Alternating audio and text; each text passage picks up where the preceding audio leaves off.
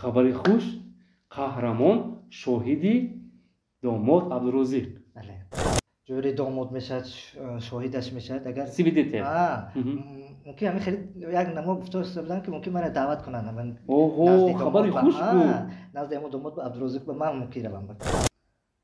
خیلی برنامه است. هم میگیرم تو هم میفهمم.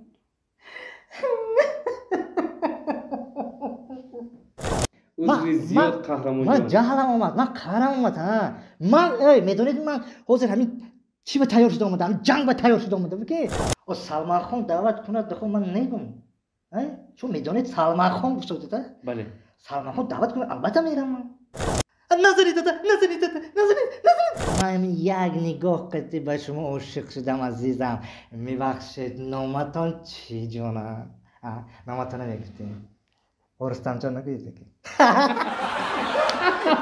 الا گل دانه یورکم کار کرده نبیو بخانه الا ماهی یگانه. سلام دوستان، شرکتی باوریناک شرکتی بخ می باشد. شما میتونید بی‌مالال حجت‌های خود را از گرانیسه گذشته تخت نمایید. خوشخبر برای بانوان و مادران عزیز، مدینه بانو برای شما یک پیشنهاد خوب دارد. کدامی که میخواهد که در فابریک اعضا شود خود حاضر رجیستراسیون کنین صاحب 100 سومونی تحفه میشید. بعد یک چیز دیگر نگفتم همون که مدینه بانو خودش در مدت 3 ماه بازینه دیرکتوری رسیده است. شما را هم یاد می‌دهد که چقدر در مدت کوتاه بازینه دیرکتوری رسیده و صاحب 150,000 روبل معاش گردید. سن سال فرق نداره، با شما یگان نمود وقت زیادتون صرف نمیکنید. در یک روز 1 ساعت یا 2 ساعت وقت خودتون میگیره و صاحب درآمدهای کلان میشوید. در مدت 1 ماه یا 2 ماه معاش کلان میرسین. یک چیز دیگر نگفتم نمونم که این مدینه بانو خودش در همه شرکت فابریک عین حال دیرکتور که هست تمام نازکی‌های کار در مدت کوتاه با شما میفهمونه. باوری دارم که در مدت کوتاه شما را مثل مدینه بانو دیرکتور می. السلام علیکم تماشابینان کانال مهراب پرو. برنامه ستاره ریز پیشکش شما میگردد. اینک برنده امروزه ما این من قهرمان جان یارف می باشم و نگفته نماند در این برنامه من یگان مهمان را دعوت نکردم. من خودم استاده با شمایان گفتگو میکنم، یعنی که دردای بسیار دارم با هم مصلحت میکنیم و صحبت میکنیم. اینک سر کردیم. چی؟ السلام علیکم. مهراب پرو از کی باز برنده نو گرفته است؟ من نفهمیدم شما کی خودتون؟ من رستم عظیمی 3 سال قبل با شما صحبت کرده بودم. اینجا برنده من یا شما؟ شما کجا میبرید؟ آخه شما برنده گفتید در جای من نشستید و برندگی رو بگردن که شما نونی مرا نیم کردن میخواهید. ای گوش کنید برادر، همون پیش از من برآمده شما گم میزدید برنده هم شما بودید می؟ بله من. کجا میکردید شما برادر؟ میبخشید من پدر و مادر پیر دارم، 2 تا فرزند دارم. من از کدوم حساب میخورم که شما جای مرا که ضبط کرده میگیرید؟ اوی جاتون به خودتون نصیب کنه دو. رفتید انوی بابام سیام کردید ها؟ بابا رفتید تو دادام سیام کردید. مخمی جان. بوبا ما رفته سیام کردید. گلبهار جان. من چی؟ من فرزنداشو عیاد برآمد می؟ عذری زیاد من نفهمیدم که شما چقدر عصبی و آتشین هستید. این خیلی نشده است. عذری زیاد قهرمان جان. من جهلم اومد من قهرم اومد من میدونید من حاضر همین چی به تیار شده اومدم جنگ به تیار شده اومدم که یا با شما جنگ کنم گفته. عذری زیاد قهرمان جان. تماشاگران عزیز عذری زیاد از شما هم میپرسم که زیرا که من همکسبان این کس رو به نوار گرفتم، برنامه جالب کردم. متاسفانه عصبی که خردکک بودن این قهرمان جان فراموش کردم شما رو. همین خردکک چشماتم نمیبینم شما، فقط همون کلونای دیده عادت کردید شما، فقط کلونای میبینید تا شما. میبخشیدم خیلی بخشیدم. از این سبب شما باید در جای مهمان شینید، من در جای خودم شینم. این حال جای من فرق میکنه. بله. انا سلام دوستان عزیز، سلام پادپیچکان همیشه فعال کانال مهراب پرو. دوستان عزیز، امروز برنامه ستاره ریز مهمان دارد. برنامه ما مهمانشان علوچی فرهنگ جمهوری تاجیکستان، هنرمندی تئاتر استودیوی کاندین کمان قهرمان جان یارف میباشد و برنامه ما خوش آمدید. تشکر، سلامت باشید. از بس که ما در شهر خوجان قرار داریم و این دفعه ما نو شما ما را جستجو کرده اومده جای ما را گرفته مهمانی برنامه شدید، ما بسیار خرسندیم. اولش که به خوجند بستانی خوش آمدید میگیم. مهمان امروز شما مهمان هستید. حال دویمش که خیلی مرا داخل دعوت داخل سیمکو به جیغ نزدید، من خودم با جخت برام اومدم داخل. عذری زیاد. خیلی کم زنید چی خدمت کنیم شما؟ ما امروز میخوایم که از نوگانی شما، از زندگی پس پردگی شما، عموما از کار و فعالیت شما بهر تماشابین خود قصه کنیم. چون ما 3 سال قبل با شما برنامه داشته بودیم که در این 3 سال تغییرات روز و روزگار دیگر شد، شاید تغییرات های دیگر هستن که شما میتونید که با ما به سیکرت قصه کنید. خیلی تغییرات های دیگر چی؟ در این 3 سال خیلی من زندگی رفته است، کار رفته است، برای برنامه های نو رو برای سازیم پیشکش مخلصان عزیزمون.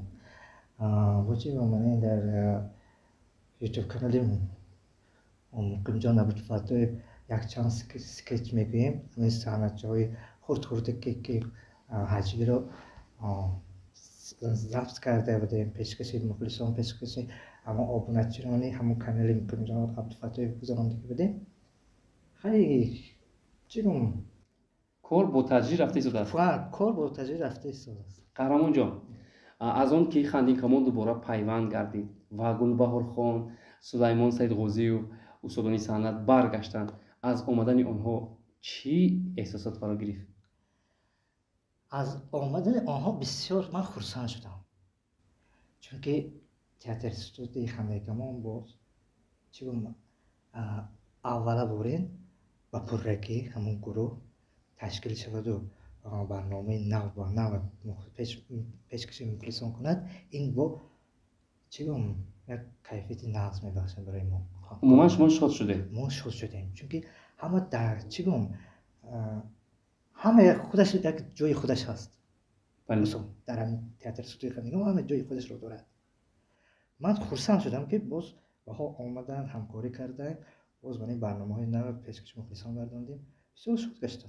من شنیدم که در نقش‌های امروزه نوی تئاتر خندین کمان قهرمان جان دیگر در نقش فرزند خردکک و در نقش آدمانی کلانسال دیگر کار و فعالیت میکنه، راست؟ بله، پیشتر من همین چقدر یاد کردم کودکی گپ شنو در نقش فقط کودک نقش می‌بازیدم. بله. خیلی من حاضر بود، من رفته با نقش کلانان بازیگر سازیم، پدر بابیت تقویه های بازیگر افتادیم. مشکل واسون خیلی چیگم مشکل گویی من میشد، آسانم گویی میشد، هر یک کار وی خودش هست. من در ابرازی کودکانه نقش خوبتر می‌بازید یا در ابرازی آدمی کلانسال؟ من یگان تشریح چیکارگی نیستم. اخی چیکم اینش ناز اجرا کردگی و ویش ناز اجرا کردگی خیلی گفتگی نیستم، همش یخی می‌نوام. چون که همون نقش اگر من پسند آید از تحت دل من اجرا کنم، این برای من همه نقشو من با چی میشه معقول میشه. تماشابین ما تا حال شاهد با زودی شاهد نگشتن که شما در نقش آدمی کلانسال ابراز رو پیش بردن میتونید، نقش رو پیش بردن میتونید یا نه؟ من میخوام که شما در نقش هم کودکانه یک ابراز رو نشان دهید و یک نقش آدمی کلانسال رو کنید، ببینیم باها دیم که در اصل شما میتونید یا نه. باها گذارنده ما، باها گذارنده شما البته اعضای جوری. بله. در نقش آدمی کلانسال مرحمت. زنک اوی من از کار آمدم، دلم گرسنه، حالم تو، من خوراک نپختیمی کی دارم خوراک پس آن همسرتون از خونه پریده خسته اومد در نقش کودکی چی میگن گپ شنو خیره عموما اینجیق و بیباک و همین ضرر رسان. دادا همین روز من یک کار خطاب کردم، همین میزنید دیگه اگر گپ زنم ماشین امریکی ابستر خیلی کم سما هم با ما سنگ دیگر جا پرتونگون داده پولای اوینی ماشین همسه و ستر اما برفتید ماشینشون اوینه شکست. نزنید داده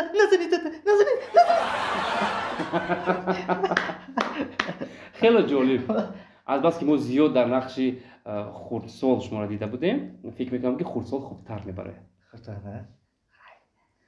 шумо хабар доред абдулазиқ зан мегирад? вай تویش برنزدیکی می‌فکرم. البته چند روز پس توی عروسی دومودیش جشن گرفته می‌شود و در دبی جشن می‌گیرد. اگر شما دعوتنامه تویش رو فرستاد می‌روید؟ چرا نه؟ من ممکن همین چیکار داماد چیش میشد کو؟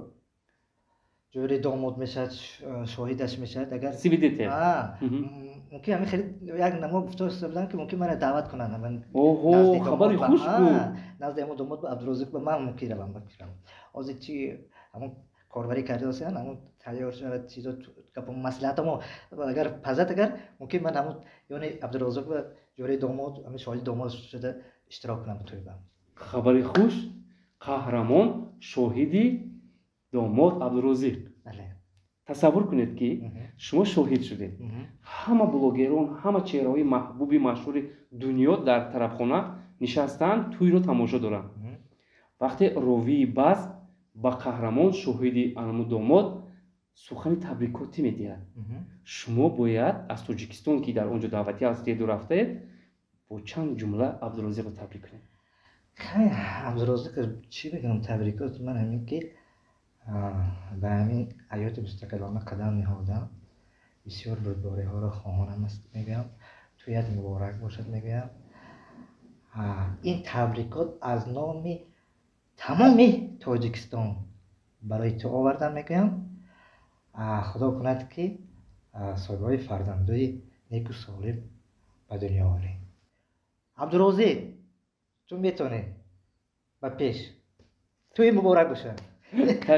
تشکر قهرمان جان شما تصور کنید که در اون توی سخن کردید رقص کردید هنرنمایی کردید ولی از چشم سلمان خان مشهورترین ستاره بالیوود و هندوستان دور نمیمونید میافتید و او دعوت کند که همراه او دیگر از این پس کار کنید و دعوت کند به هندوستان شما میروید؟ چرا نمیروم؟ میروید؟ میروم او سلمان خان دعوت کند دخو من نگم چون میدونید سلمان خان گفتید بله سلمان خان دعوت کنه البته میرم شاهرخ که اون تا کینو باز میکنیم اخی اوه زور کو خانیکمون چی میشود؟ خانیکمون من یک تا همش همونجا کشال کرده همونجا میگیرم من تنها نمیرم من خانیکمون نامش کتی رفته خانیکمون اونجا بعد چی میکنن پاپولار میکنن همین دنیا فهمد گفته خانیکمون میبرن شما گفتنید که دنیا خانیکمون رو میشناسد میشناسد با اینم نقش شناسد گفته من خودم این های گرفته بعد میبرم دبی به میخوای عبدالرزاق دبی میخوای بله سلام خانم من دبی دعوت کرده هندوستان هندوستان باشه هندوستان میبرم دبی باشه دبی میبرم همین کجا که من سلام خانم دعوت کند من همه کسا میریم ما خواتیریم که شما در همون دعوت هندوستان گم نشوید چرا گم میشی چون خوردکک هستید ممکن که اون کس شما سبوی کنند و گیرد من سلام خانم دستش برش میگرده خیلی شما تلفن میکنید ما چی میگیم تلفدار محافظتی دور میشیم اوکی همه را یک شورده میستر خب برفتن میکنه این طرف عبدالرزاق اینجا من اینجا سلام خدا کند که همین روز نصیب شود و شما در عرصه جهانی شناخته شوید. تشکر قهرمان جان و سوال دیگری ما همین است که در زندگی اولویتون از چی کمبودی دارید؟ شکر خدا هیچ کمبودی ندارم. چند سال زندگی دارید با ینگا؟ چند سال شد 13 سال 14 سال نشد با هم زندگی داریم. حاصل زندگیتون چند فرزند؟ حاصل زندگیم 2 فرزند 2 تا دخترچه خوشراه دارم. کلانم صنف 4 شد 4 اداکار 5 میشه خوردکیم 2 اداکار 3 میشه خیلی چی کنم زندگی رفتار همسر مهربان دارم چی کنم جوی کار هر تئاتر استودیو میکنم از چیزی کمبودی ندارید؟ هیچ کمبودی ندارم بود بس من خیلی رنگ شما در بلاگی رو وقتی همکاری میکنیم خیلی زندگی رفتیست. تشکر. اینجا سوال به میان اومد که فرزندتون کلان بوده است. شما مثل دیگر پدر و مادران از دست فرزندتون گیته از راه میگذارید؟ از راه ها؟ اگر که همون پیش خود میگم چی گفته شما؟ یعنی که شما هم مثل دیگر پدر و مادران فرزندتان رو از دستش گرفته از راه میگذرانید. من دست فرزند گرفتم؟ نه. فرزندم دست من گرفته میگذارد. اطرافیان چی میگویند؟ اطرافیان میگویند که این اوقات احتیاط کن دوزارته. شما خوشحال میشید از این؟ دخترچه قدش درسته. بعضی اون بزرگ میرویم یا اون جا رویم بعض دخترچه قدر بزرگ رو میگه چیکار و بعضی کس گمان میکند که من کوی همون دخترچه. شما هم یوشی جوان هستید و من فکر نمیکنم که اون کس بعد کانسولا ایت زنکای کانسولا یا چی کانسولا گذاره چی میگوید میدونی دستی دادره که سخت که بگم نشود. تشکر قهرمان جان. و شما میگفتید که در زندگی هم وقتی در محیط اولیوی همراه فرزندان همراه همسرتون هستید من همیشه شوخ طبیعت هستید یا اینکه جدی؟ رستم جان خود راستش رو بگید. راستش رو میگم من هم تو خندان طبیعت باشم یا صاحب من حج باشم که خونه به دیگر زندگی می دیگر بعضی کس گمان میکند که خیلی خنده خنده میداره خونش با خنده میبرد این گپ نیست. همین میرم خونه مانده شده باشم خیلی چی زندگی به چی مشکلی باشد با هم وقتی همسر حل میکنیم چی میکنیم چی جدی هستم من خیلی خنده بازی نیست. جنگ میکنیم که جنگ میکنم همین نستری نباشد جنگ میکنم بهترین. و اینجا سوال دیگر به میون میاد که عموما اینجا رو قچه میگیرید که میفهمید. اینجا سوال به میاد که وقتی ما با گلبهار غفارова صحبت کردیم و گفتیم که حج میگرو از اودای همه نقشو میبرایم چی میشود که شما یک سرود خونید ما راحت کنیم اون کس چنون سرود خوندن که من گوشویم رو جقیدم و خوب توقت کردم. کنی ببینیم که قهرمان هم اون شعر خونده سرود خونده میتونه. دوستان عزیز برای شما صفحه DH اکادمی را توصیه میکنم که سیلکش در زیر کامنتری ذکر کردگی این برادر به نهایت ویدیوهای جالب تیار میکنه که همه شما ای ویدیو فایده به دست میارین. چطور از اینترنت در یک روز از $30 تا $200 کار کنین. مرحمت سیل که در زیر ویدیو بوده در اومده به کانال برادر ابونه میشیم نه غیر از پول کار کنین با بسیار ویدیوهای جالب داره که برای ما و شما بهت اینترست نیست. باید چیگر خاطر رسان کنم که این برادر وعده کرده که اگر کانالش 5000 پادپیس چکی شود چخیلی که برادر مدلوار سفر فیلم اسماعیل سامانی پیشکش میکنه این برادرمون باشد مدفیلم شد ساخته پیشنهادی شما میکنه. خودی حاضر به صفحه DH اکادمی در اومده ابونه شدن رو فراموش اکنون چی میگم در گپا گفتیم که همون چیز چمچقه کشد قصاب کشد میگم خیلی من اکنون چه صاحب آوازی که درست نیستم حرکت میکنم که توقت کرده میشود. توقتم گپ نمیبرید اینجا میشه خوب میرید گوش کرده. مرحمت میشنویم صدای خوشی قهرمان جان یوروف رو. الا گلدانه دانه دانه دانه یورکم کار کرده نبیو بخانه الا ماهی یگانه الا گلدانه دانه دانه دانه یورکم کار کرده نبیو بخانه الا ماهی یگانه مهیار میگیرم شهزاده باشد کتاب عشق نش روانه باشد الا گلدانه دانه جفت کفتر بودیم در تاکی ایوان شبا در خانه و روز در بیابان الا گلدانه دانه جفت کفتر بودیم در تاکی ایوان شبا در خانه و روز در بیابان الا گلدانه دانه الا گلدانه دانه دانه دانه یارکم کار کرده نبیو بخانه الا ماهی یگانه الا گلدانه دانه الا ماهی یگانه کفایه چه بودید؟ خوب روحت کردیم باور کنید. وقت شوخه شما گفتید من طاقت کردم میتونم گفتید من گفتم فقط وقتی قهرمان جان شما پیشه علمی حجم‌نگاری رو انتخاب کردید تا زمانی انمون انتخاب کردن در سر شما چی فکر رو می اومد؟ چرا دیگر کسب و کار نمی محض حجم‌نگاری؟ من سمجان چی گفتم من این کسب رو گوشه و گمانم نبود که همین کسب رو وارد میکردم. در فکر شما چی بود؟ من در فکر من دکتر میشم جراح میشم خیلی گفته میگشتم خیلی مکتب رو برآمد میکردم رایانه با طرفی مکتب اندلی و رفته صحنه بازی میکردیم سرود میخوندیم و همون جهت باشد چی باشد که یک بار برای همین سند چکند وارد کرد من و یکی خیست بینیم که همین ساحی سند گشتیم و دکتری هم یک طرف ماند و ای انجینری هم یک طرف مونده، همین کسب طرف است. شکر خدا من این کسبم چیزی ناراضی نیستم، خرسند هستم. خیلی 20 سال اینجا کار فعالیت دارم. خیلی چیزم همه میشناسن، مرا حرمت میکنن، احترام میکنن، در توی دعوت میکنن، همکاری میکنن که بیاید همکاری کنیم. қаҳрамонҷон хандинкамон бе муқимҷон, бе гулбаҳор, бе сулаймон ва бе шумо маъное надорад. умуман шумо дӯст медоред ки дар хандинкамон ҳамин нафарон ҳастанд ва аз миёни онҳо бештар кадомашро эҳтиром мекунед, бисёр суханашро гӯш мекунед?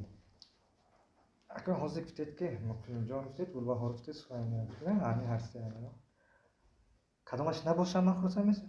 Не, ҳамаш бошам ман хурсанд мешам. дар ҳамин состав, дар ҳамин гурӯҳ ҳамаш ҳар сеш бошам ман хурсанд мешам. акун чиқадр ки ҳозир гуфтед гапи кияшро гӯш мекунем чӣ? бале, кадомашон мақсад ки гапашон ҷон дорад ва ҳамагӣ ӯро гӯш мекунанд. аз ҷиҳати мисол роҳбар гӯем агар устоди мо муқимҷон абдулфаттоҳ мебошад, ҳама он саҳнае ки мо чӣ гуна мард ҳастанд? марди сахтгир ҳастанд, дағал ҳастанд ё хуб? на сахтгир ҳастанд, на чигум да хоксор ҳастанд. ҳамин хай баъзеш мешавад мисол агар ҳамин нақши гуфтагишонро диди худашон агар мо пешкаш накардонем, чӣ мекунанд? ба фоидаи кор гап мезананд ки бояд ҳаракат кунед ё хемонед ки ба мардум писанд ояд. қаҳрамонҷон, тасаввур кунед ки шумо дар хона по болои по хобед ва ногоҳ муқимҷон ба шумо занг мезанад ки моро дар саҳна тамоми толобудаҳо интизоранд ва шумо бояд дар он ҷо нақши ошиқ бачае ки ба гулбаҳор изҳори муҳаббат мекунад бибозед ва шумо бе тайёрӣ ҳатто дасту рӯи нашуста давону хезон меравед. анамон нақши реалияро ба шумо бовар мекунанд дар назди анамон ҳазорҳо ҳазор одам. шумо метавонед ки дар чашми тамошобини мо ҳамин нақшро нишон диҳед. бале, аллакай гуфтанд ку ту дар нақши фалон бале, бачаи ошиқ гуфтанд, чӣ гуфтанд, омадед гулбаҳор ба чӣ кун? изҳори муҳаббат кун. аллакай ман фаҳмидам ку гуфтем, ман вазифа ман фаҳмидам ки бояд ман чӣ кор кунам. шумо аллакай тайёред? аллакай давида мерам. пас нишон диҳед. гулбаҳор дар саҳна нишастааст ва шумо ҳамон домоди ошиқ. вай вай, қад занад, қомат занад, иқадар ино хушрӯча. ой духтараки сафедаки буқача, номатон чишмоя. ой ман як нигоҳ қати ба шумо ошиқ шудам азизам. мебахшед, номатон чӣ ҷона? номатона мегуфтем, орустамҷон нагӯед ки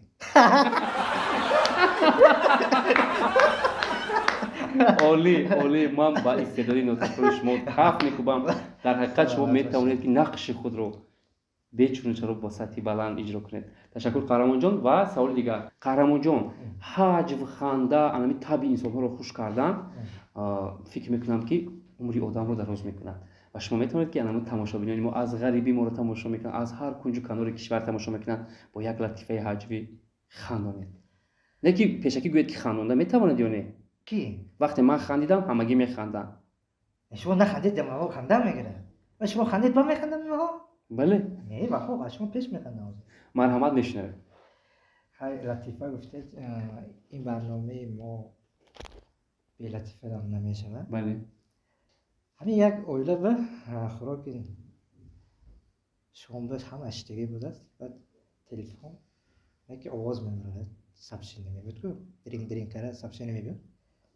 ва мардак мегираду ҳама аз ҷои қулай медонед куҷо, ё ванна ё вай ҳоҷатхона. ҳама ҳоҷатхона медорад, ҳам ту телефон ва смс мекушод ки унҷанда нестед ки ҷонам, ман шумоя ёд кардам, кай баво мехӯрем, ман пазмон шудам шумоя. гуфта ҳамҷо омадаги паёмак омадаги. ки навиштааст? ҳоли истиёд охи ҳамҷо паёмак омадаги. ин мардакам ҳайрон шуда гуфта дараб навиштем ки ҳозир ман фурсати гап задан надорам, кай ки худам фурсат шавад худам чӯбо мезанам. гуфта инаам фурсондем. ҳафта аввал аз ҳоҷатхона биро ки занашон биромсода. ҳа мардак чокар гашти, хай занак аз дасти ту ҳоҷатхонаро надорам. اوی من بینید مردک حاجت خانم میدارید می گربه میدارید می و تلفن من مانده دارید گفته ای وای تلفنی اندام داشتی. تشکر بسیار. نه فهمیدیدم فهمیدم که وای تلفن خودش رو پرپوتات کرده است.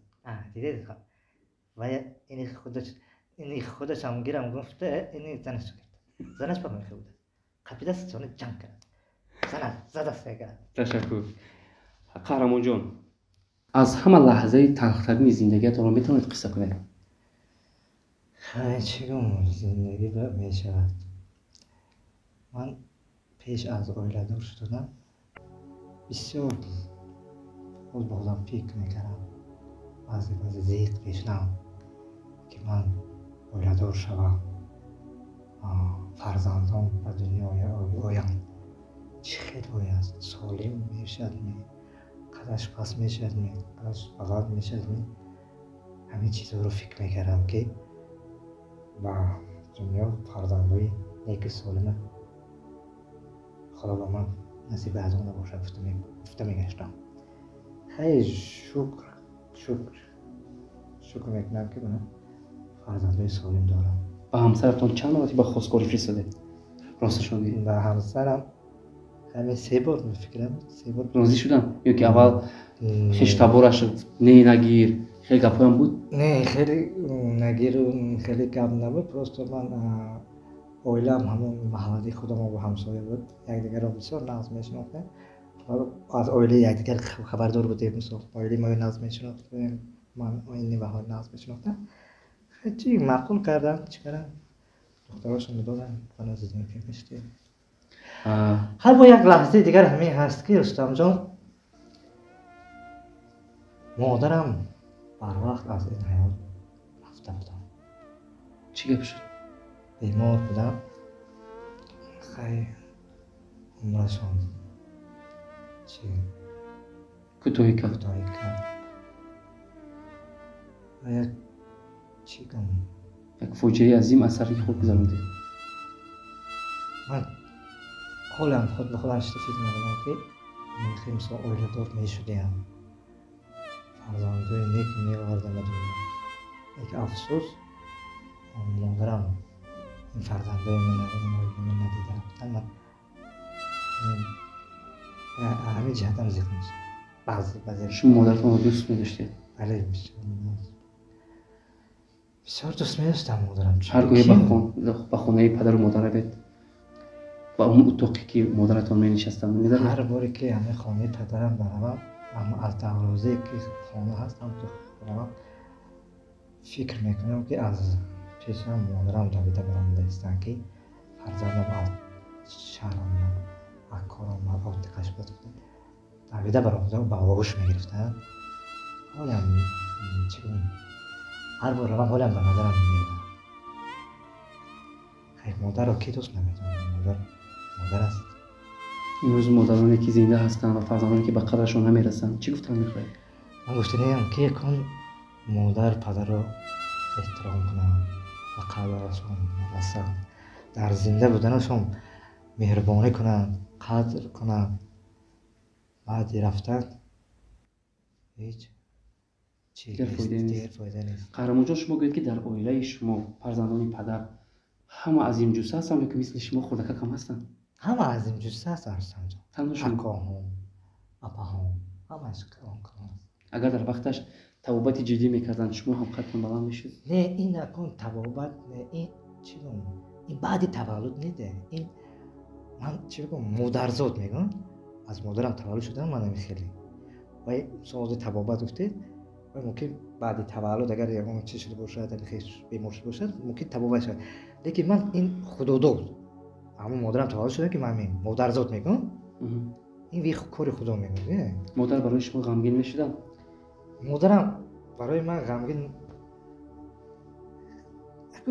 بعضی چی میکردن که بچه‌ام دیگر همسایه‌هاش دیدم تا ذکر نشده که آینده چی میشد میگفتم ممکن نه که خیلی وای نمیکردم. من مادرم خرسند میشونه هر باری که همین تلویزیون به من برآمد میکردم یا دیوان جو توی پویا بود رفتم یا دیده میمودن یا همین برنامه ما تماشا میکردن خرسند میشدم و ضبط تماشا میکردن که فرزند من امروز من مثال نرمن شناخته کار میکنه در تئاتر کار میکنه و خرسند میشدم و هر باری که برنامه نشاری خود جمع برگزار میگردید پدرم مادرم و برادرم آمده تماشا میکردم و امروز یکی از تماشابینان همیشگی شما در این عالم نیست که این مادرتون این مادرم قهرمان جان میگذاریم به یک نمیخوایم که باز تحپرسی کرده زخمای دل شما نمک باشه سوالای کوتاه هست و شما باید جواب گردونید یکمینش خندید قهقه میخندید می مرغ خنده میکنید تو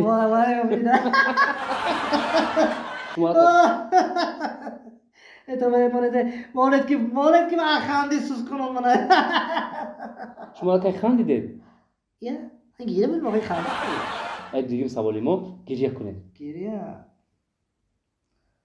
خیلی برنامه است هم میگیرم تو هم میخندم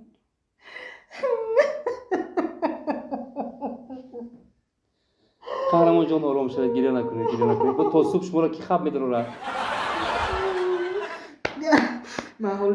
من حالی دادم به شما میگم که من برنامه شما جیغ زدن و گیریان کردم سونی دادم شما میزنم کشتان کنچه کرده میگیرم سیم سوالی ما نقشی سامبوسا پزه که با اطرافیان میگه که بوی سامبوسای ارزان داره کنه ساموسه گرم داغ بیا گوشت ریزه گوشت قیمه همه شده اکا جون بین بای اینو خورید که این هم چیگه دهانتون با حلوا باره آب شده میبرد این خودتون نمیخورید اینا این هم تکنه کرده میبرد مرا گریدید عزا خوزه اتمر کنید گرم داغ گرید اوی خوردگی مزه میکند نخوردگی جزه میکند کنه برای شما همین دوتاش بیستم گرم کن برید مادر میخورن خرسند میشن برید همسر تو میخورن خرسند میشن گرید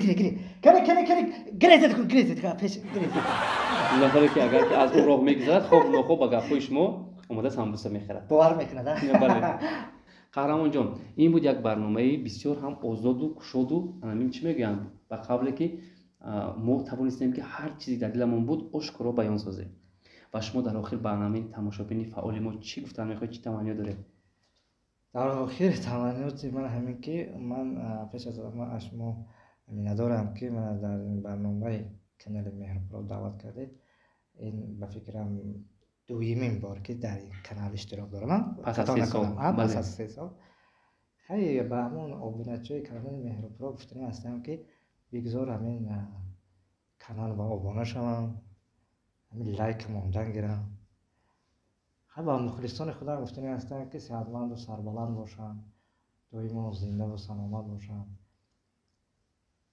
از زبانشون خنده دور نباشد فقط خرسند باشم تشکر زیاد که شما دعوت ما رو پذیرفتید مهمانی ما شده و ما از این دعوت بسیار می‌نداریم تماشاگران عزیز تنسیت و خاطرجم و نکونام میمونید باز برنامه‌های دیگری ما در نوبت هستند تنسیت باشید